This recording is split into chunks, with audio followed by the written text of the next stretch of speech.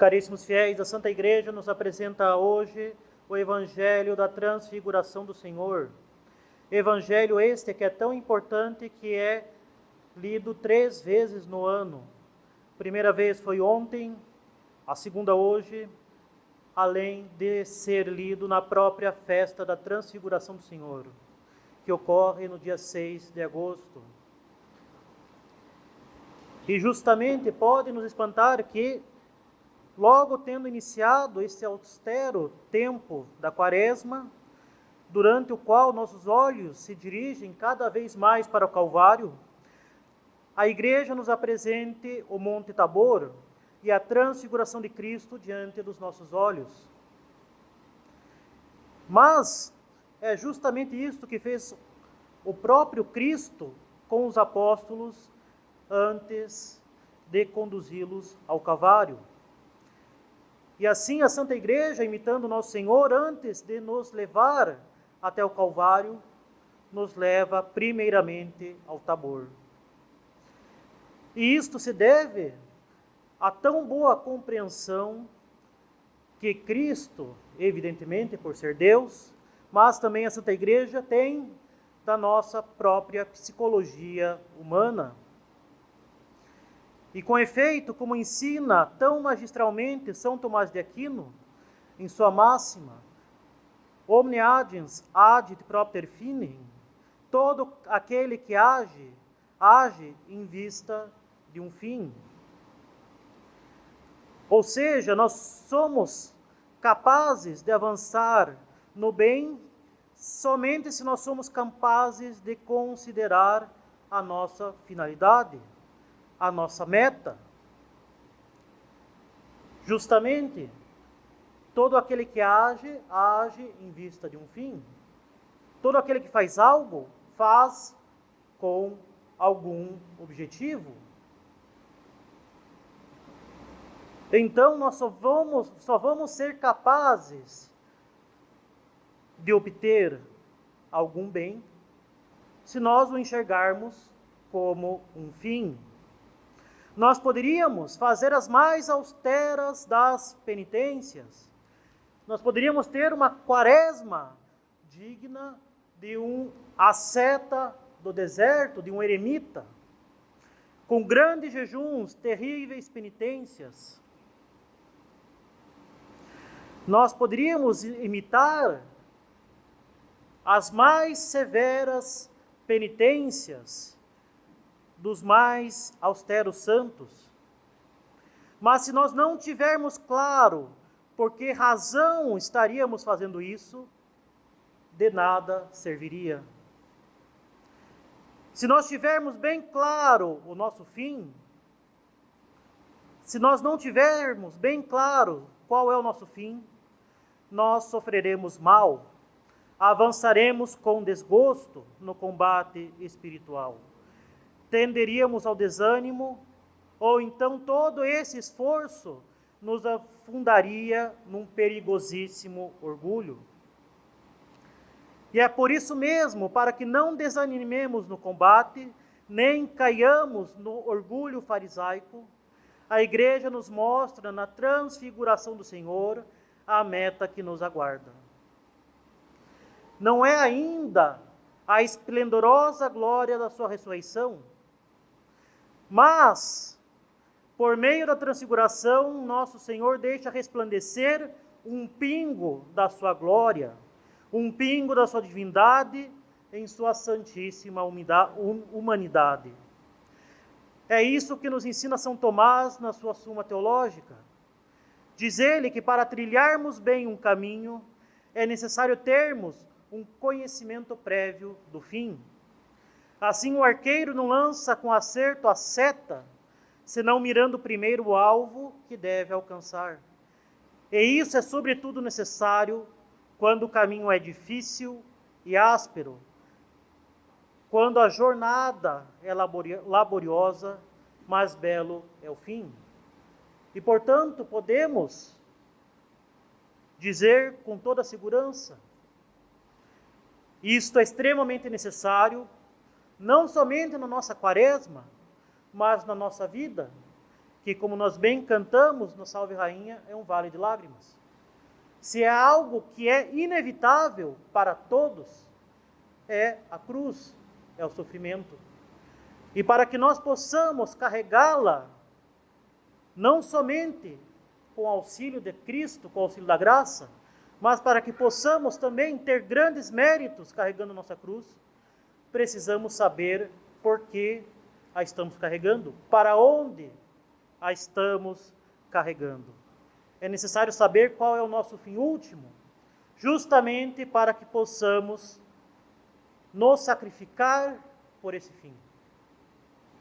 Para que possamos imitar o sacrifício de Cristo, como diz São Paulo, completar na nossa carne aquilo que faltou à paixão de Cristo, para que possamos nos sacrificar também. E o que é o sacrifício? É nos privarmos de algo que é bom, de algo que é agradável, em vista de um bem maior.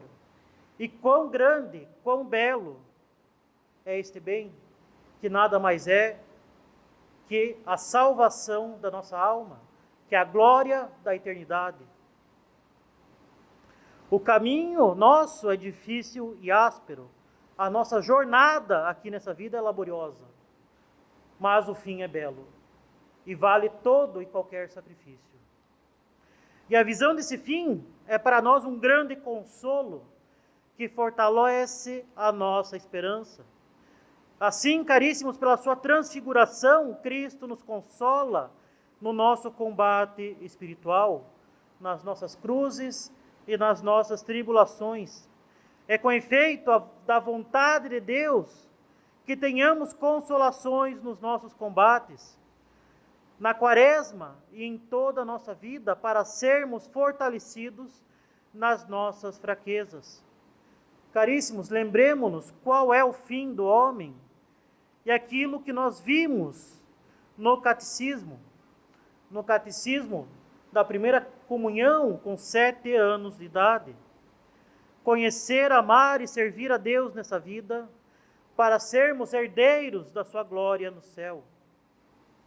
Mostrando sua glória, Cristo nos dá um antegosto da nossa futura glória no céu, que, como ensina São Paulo apóstolo, transfigurará o nosso corpo miserável para o transformar com o seu corpo glorioso. Mostrando sua glória no alto do Tabor, diz o Papa São Leão Magno, Cristo deixou um sólido fundamento para a esperança da Igreja, para que todo o corpo de Cristo possa saber qual transfiguração lhe será concedida e para que todos os membros estejam seguros de ter parte na glória que resplandeceu primeiro naquele que é a cabeça desse corpo, nosso Senhor Jesus Cristo. Cristo, nosso Senhor, em sua humanidade santíssima, foi o primeiro transfigurado. Justamente para que nós, que pelo batismo passamos a fazer parte do seu corpo místico, possamos também ser glorificados por meio do nosso sacrifício nessa vida. Para que, nos unindo à cruz de Cristo, possamos ter também participação na sua glória eterna. No entanto, caríssimos, quantos apóstolos, consolados pela transfiguração de Cristo, perguntaram-lhe se podiam ficar lá no Tabor, nenhuma resposta receberam. Ao invés disso, Deus Pai se manifesta, causando-lhes grande temor e diz: este é o meu Filho dileto, em quem pus todas as minhas complacências. Ouvi-o. Logo, não deveriam permanecer no Tabor. Não deveriam permanecer naquela consolação, vendo a humanidade glorificada de nosso Senhor, vendo as luzes da transfiguração da sua santa humanidade, vendo os resplendores da sua natureza divina. Não era hora de ficar vendo a glória de Cristo, mas deveriam sim ouvi-lo. E assim o que deve prevalecer na nossa vida espiritual aqui na terra não é a luz da glória, que nós veremos tão somente no céu, mas à luz da fé, à luz daquilo que nós ouvimos de Cristo, que nós aprendemos pela revelação divina e pelos ensinamentos da Santa Romana Igreja. Deus Pai diz aos apóstolos que eles devem ouvir nosso Senhor. E assim, caríssimos, se as consolações fazem parte da nossa vida espiritual, elas não duram toda a nossa vida espiritual. Não são elas que devem guiar a nossa vida espiritual. O que nos deve guiar é a fé, aquilo que nós aprendemos pelo ensinamento da igreja. Como diz São Paulo apóstolo aos Hebreus, justus ex fide vivit. O justo vive da fé. E justamente, se não estamos numa vida de consolações, embora as tenhamos para nosso fortalecimento, nós estamos no momento, na vida, de seguir o ensinamento de Cristo. E qual é o seu ensinamento? Aquele que quiser vir após mim, tome a sua cruz todos os dias e me siga. Não é o momento de permanecer no Tabor, mas sim o momento de subir o Calvário. Subir o Calvário junto de Cristo, seguindo os seus ensinamentos que Ele nos deixou pela Santa Amada Igreja, e nos sacrificarmos com Ele. Nos sacrificarmos para que possamos seguir o ensinamento que nos é deixado na epístola de hoje, para que possamos fazer a vontade de Deus. E qual é a vontade de Deus? A nossa santificação. A pureza da nossa alma. Renegar a nós mesmos e seguir a Cristo em seu Calvário.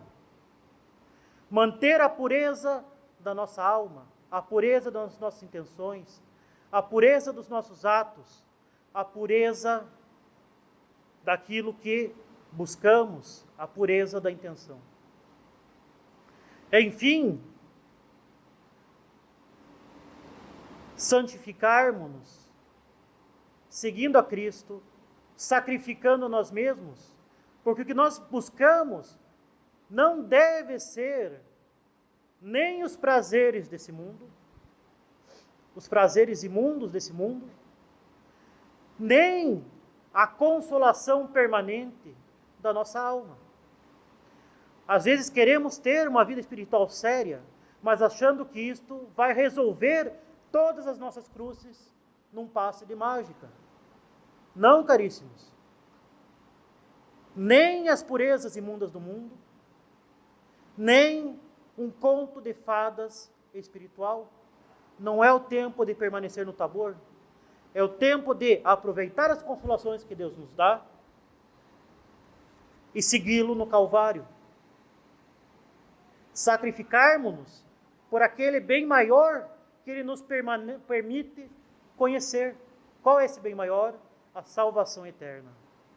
Mas então, Padre, somos masoquistas porque queremos a cruz, queremos o Calvário. Nada disso, caríssimos. Não somos masoquistas. Não queremos a cruz pela cruz. Não queremos o sofrimento pelo sofrimento. Da mesma forma que o soldado não quer a guerra pela guerra. Nós queremos um bem maior. Nós queremos o céu. Nós queremos lutar virilmente. E esta virilidade serve para as senhoras também, como diria Santa Teresa d'Ávila, as suas carmelitas, sejam homens de uma força espiritual, de uma virilidade espiritual, para que nós combatamos o bom combate por aquilo que está para vir, para aquilo que nós vamos receber, que é a glória eterna. Não, caríssimos, não somos masoquistas. Nem na intenção, nem na execução. Porque sofrimento nós teremos, tanto nós, católicos, como os pagãos. Sofrimento é algo inevitável na nossa vida, mas nós podemos sofrer bem ou sofrer mal.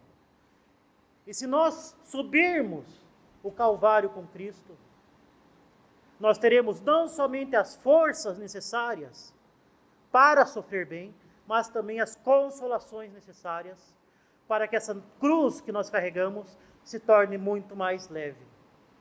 Lembremos quem somos nós no Calvário. Nós somos aquele pobre sirineu.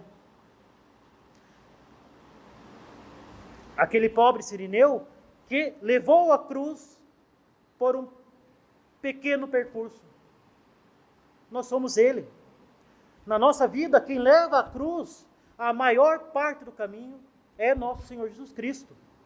Então, se nós queremos ter uma verdadeira suavidade nas nossas cruzes, devemos sofrer com Cristo. Devemos nos unir os nossos sofrimentos a Cristo. Porque o meu jugo é suave e o meu fardo é leve. É Ele que nos diz. E assim, mantendo essa pureza na nossa alma, nas nossas ações, nas nossas intenções, vivendo pela fé, sabendo qual é o nosso fim último, nós nos sacrificaremos com muito maior vigor e teremos uma maior suavidade na nossa vida diante das tentações, diante das cruzes, diante dos sofrimentos. Vivendo pela fé, nós sabemos por que estamos nos sacrificando. Nós não estamos nos sacrificando por um mero capricho de um Deus malvado. Nós não estamos nos sacrificando por uma ascese inútil, sem sentido. Nós não estamos nos sacrificando simplesmente por um orgulho para mostrar que nós somos capazes. Nós não estamos nos sacrificando porque nós sabemos qual é o bem que nós buscamos, nós sabemos qual é o caminho a trilhar e, sobretudo, nós sabemos qual caminho vai nos consolar, vai nos dar a paz e nos vai dar a verdadeira felicidade já nessa vida. Assim, caríssimos, as consolações na vida espiritual, e nós as teremos, não é o que nós devemos buscar, mas Deus, em sua grande misericórdia, nos dá essas consolações para o nosso fortalecimento. Mas elas têm um papel limitado. Elas servem para que descansemos, para que recobremos nossas forças e façamos reservas para os tempos de aridez. Da mesma forma que nós vemos alguns animais fazerem reservas de alimentos no verão, para que tenham o que comer quando chegar o inverno. Assim ensina Santo Inácio de Loyola, grande mestre da vida espiritual, que nos tempos de consolações nós devemos fazer boas resoluções em vista da nossa santificação, para que quando chegarem as tribulações, quando chegar o tempo de aridez espiritual, termos nela os fundamentos, as reservas, termos uma âncora para suportarmos este período de combate mais acirrado. E como nós vimos no Evangelho do domingo passado, o Evangelho de Nosso Senhor no deserto, se buscarmos nossa santificação, se buscarmos a nossa salvação, nós não podemos evitar o deserto. Nós não podemos evitar o combate. Quem foge do combate já está com o inimigo. Se nós não temos dificuldades, se nós não precisamos nos esforçar, se tudo vai às mil maravilhas, se nós não somos tentados, se nós não caímos, nós temos alguma coisa de muito errado acontecendo conosco. Nós não estamos no bom caminho. Se nós não entramos no deserto, nós não estamos no bom caminho.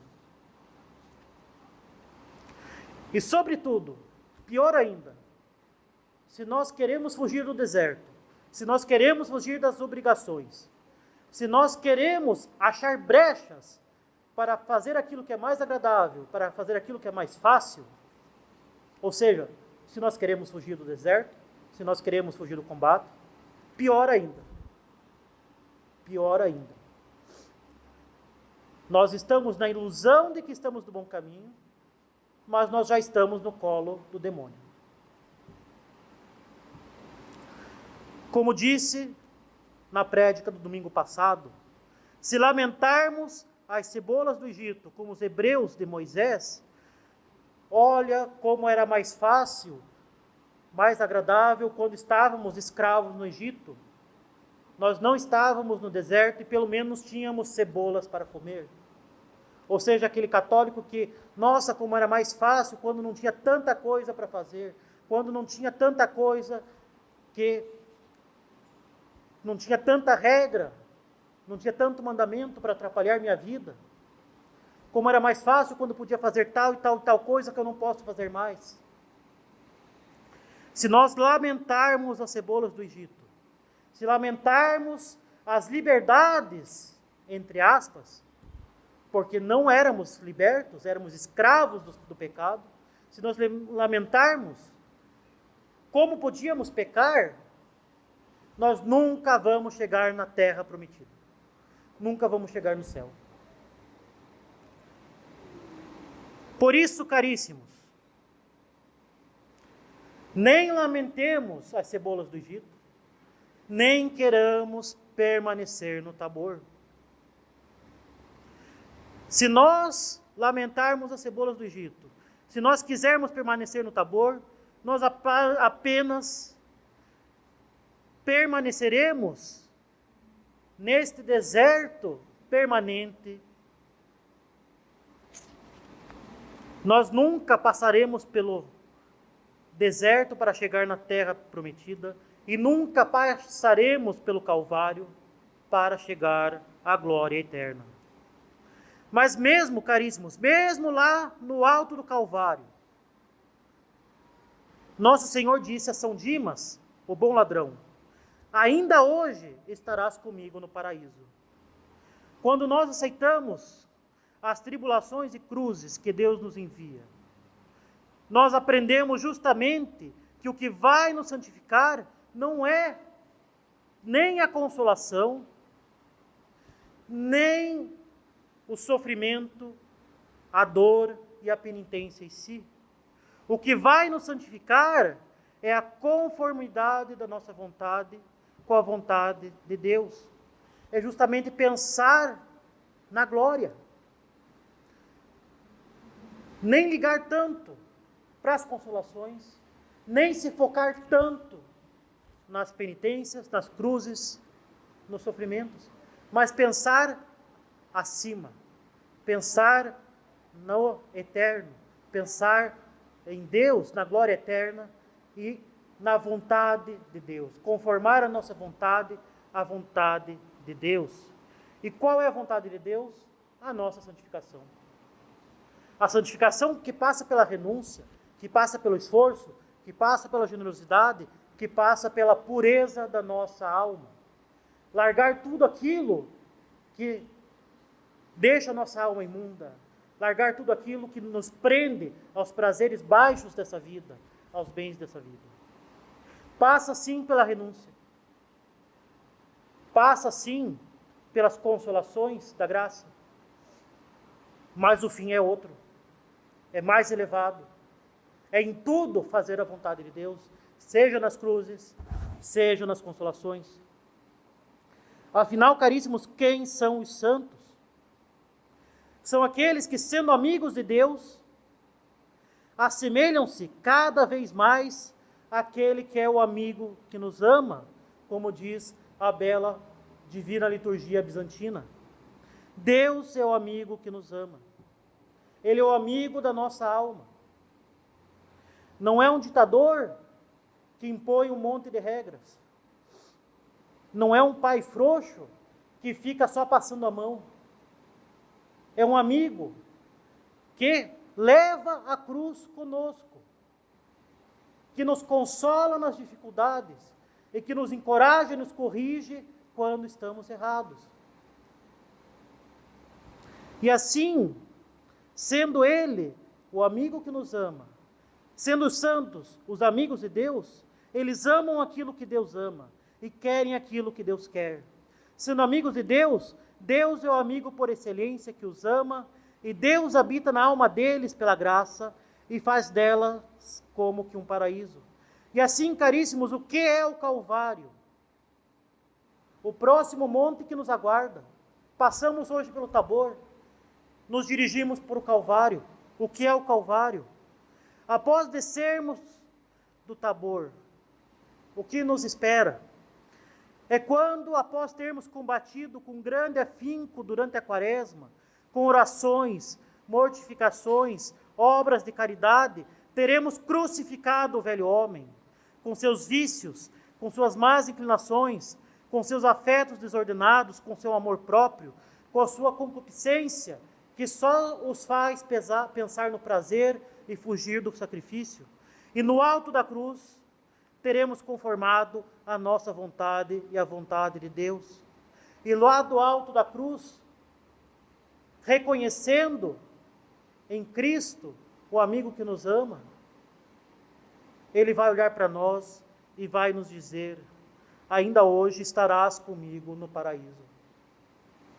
Para que possamos passar com esse amigo da nossa alma toda a nossa eternidade.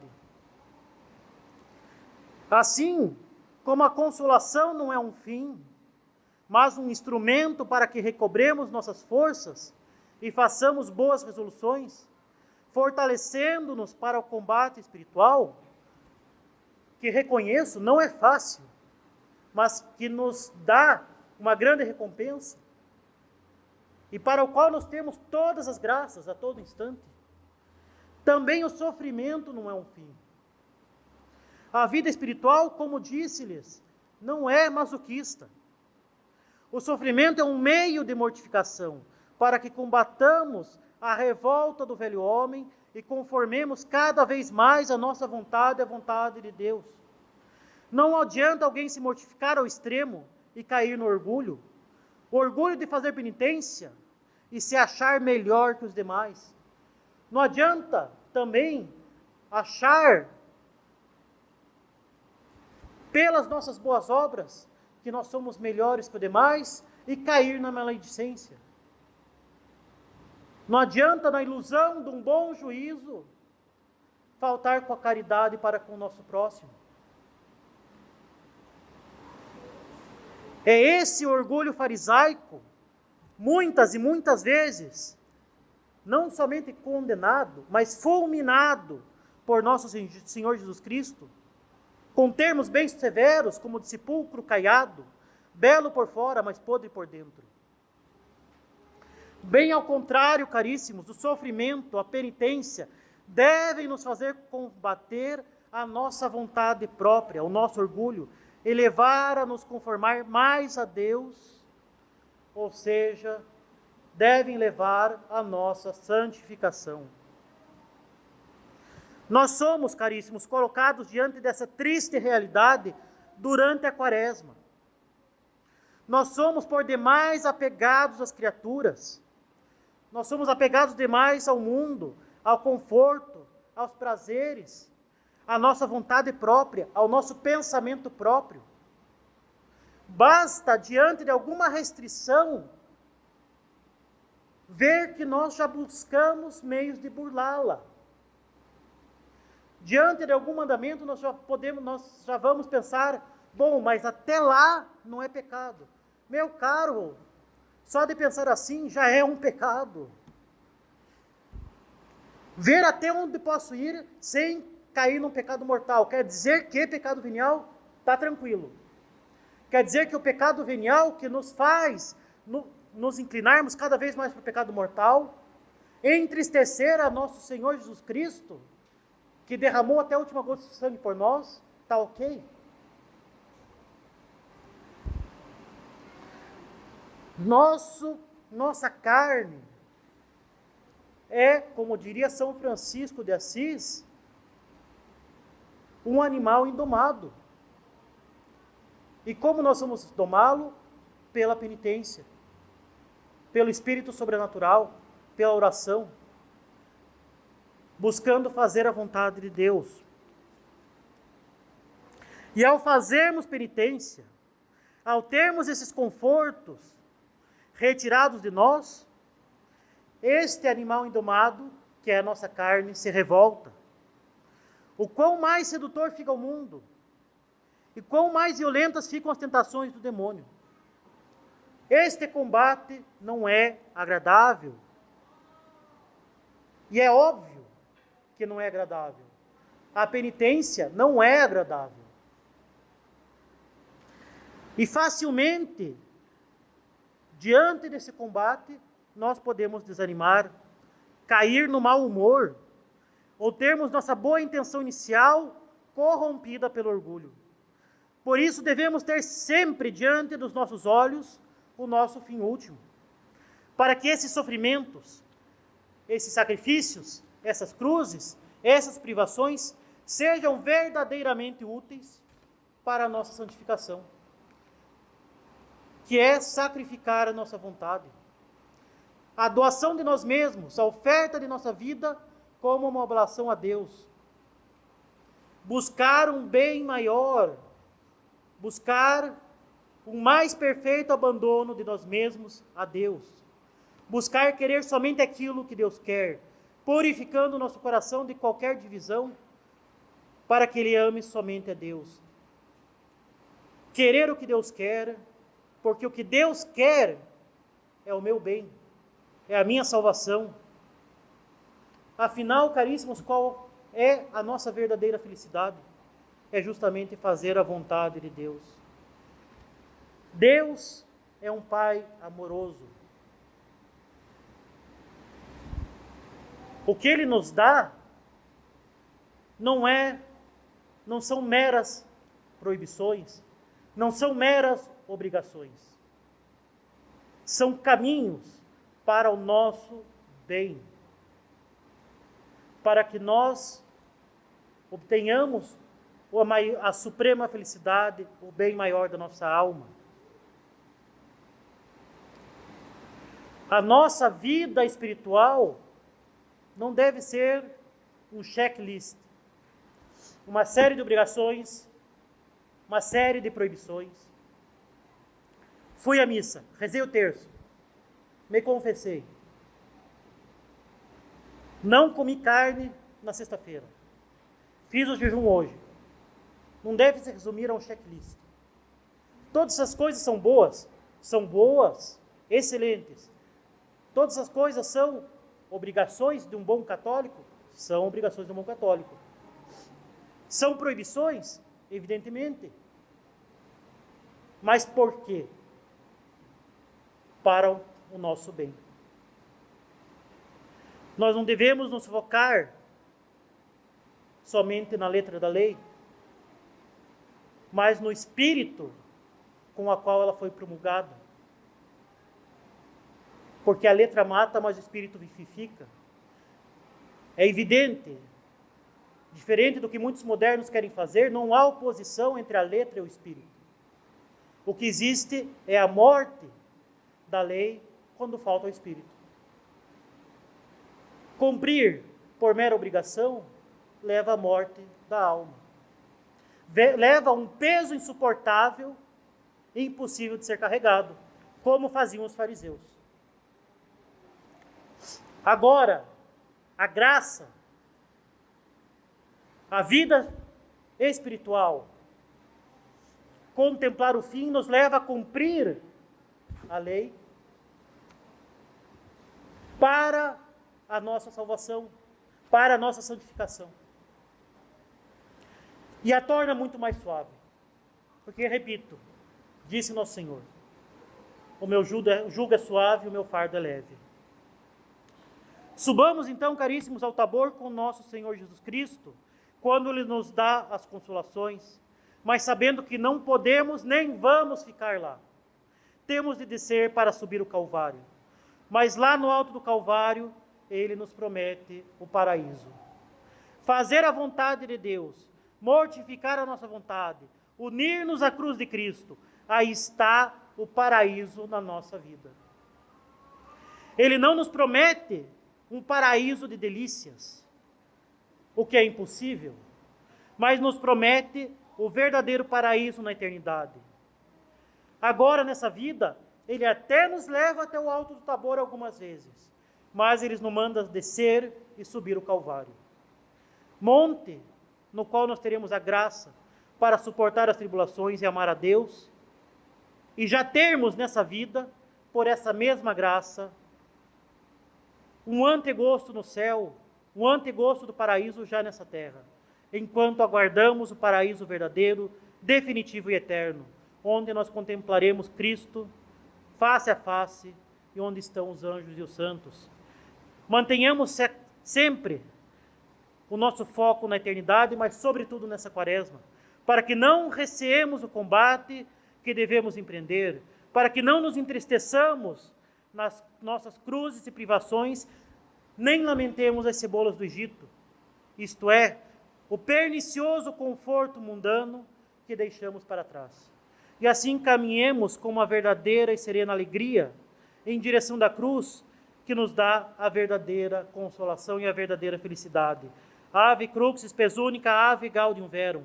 Ave ao cruz, nossa única esperança. Ave a nossa verdadeira alegria. Louvado seja o nosso Senhor Jesus Cristo. Em nome do Pai, do Filho e do Espírito Santo. Amém.